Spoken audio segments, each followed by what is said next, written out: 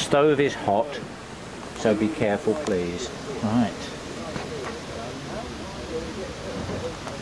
So basically we're sitting in what is known as the boatman's cabin. In general, this was where the family lived. The family would consist of as many as could sensibly be accommodated in here, and any overspill would run on the butty boat, which would be running with the motor or the steamer. The cabin here comprises the cooking range here, on which there would be regular hot water. There would be generally food cooking throughout the day. For the end of the day, the family would eat a meal at this table. This is generally known as a table drop. The family would eat around the table here. Here would be their crockery and all the necessary implementation for eating. When the meal was done and finished, the little drawer underneath here is known as a crumb drawer, and off the table would be swept the crumbs and any other rubbish, and every now and then that would be cleared out. The family, as I said, would sleep mainly in here. If there were others in the family who required accommodation, they'd sleep on the butty boat, or the horse boat as some people refer to it, and basically that's how the family would be accommodated. On President, in its working days, she was registered to run as a fly boat, and fly means running continuously. She would carry high value cargoes and would operate mostly with a fleet, with a team of some six guys. There would be a captain, there would be a driver, and the driver is the person who makes steam and runs the engine hole, and the crew of 4 with them. They would run continuously from, for example, Birmingham to London, or from Leicester to London, sometimes even further north than that, and making return journeys from London back to the Midlands. A typical journey from Birmingham to London, for example, could last 52, 53 hours, and they would run, as we ran this boat last week, they would run non-stop through the night. Last week we ran President and Kildare from the FMC depot in Birmingham, which building is still there, and we ran her down to Braunston for the historic narrowboat show. We took 24 hours to do that, and anybody who wants to do a 55+ hour journey is more than welcome as far as I'm concerned. Tough going.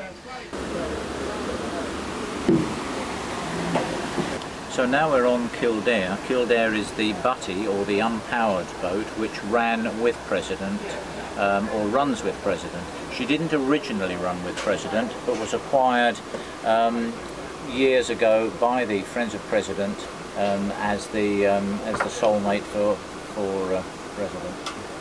She is different in configuration and design at the stern end, because obviously no need for a propeller, and so she has a very large tiller, what is known as an ellum. We're seeing it now in its inverted non-forward motion setting. When running, the ellum is turned over. I can just show you now. She would run in this position, and the boat person, when the boat were moored or perhaps in a lock, would take the ellum out, as I've just done, place it on the cabin roof, or invert it to keep it out of the way. This here, it was always known as the ticket drawer, and it was in this drawer that the captain would put his orders and his tickets for the loads they were carrying, or permissions to carry on a particular piece of waterway. That's the ticket drawer. The arrangements for cooking and for eating, and in fact for sleeping as well. So when families generally were running their boats, this would be for the overflow of the family. When President would work with its butty on fly, this would be another cabin for those who were sleeping down that night while the boat were running.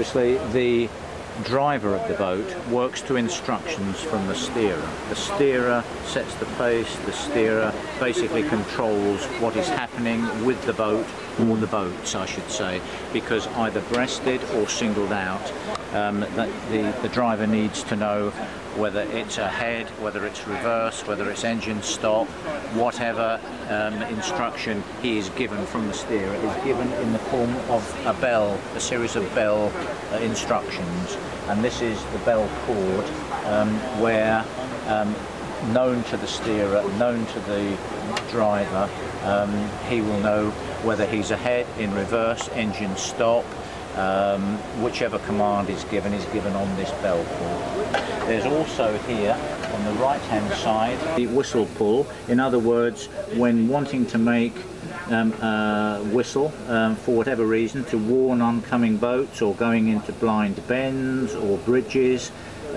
given that these guys running Fly were running at great speeds, they didn't particularly want to slow down if they didn't have to, so they would make their whistle on bends and blind areas to warn oncoming boats.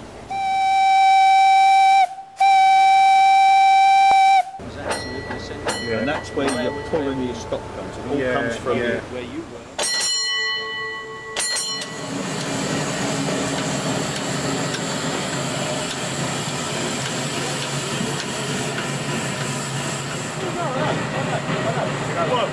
We have a 600 gallon boiler, Scotch return boiler. We're working at 130 pounds a square inch. A Scotch return boiler is like a railway locomotive, but folded up so that the fire and the box are all working on top of each other. And the fire, it runs on steam coal, which is high calorific coal with a low sulfur content, but with a fair ash content to help protect the boiler.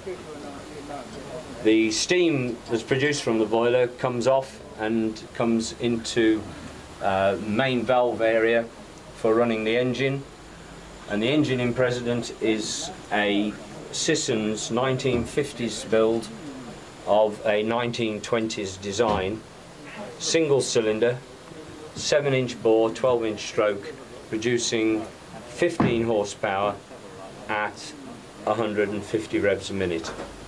It's connected to a propeller which is 22 inches diameter with a 44-inch pitch and shifts a lot of water.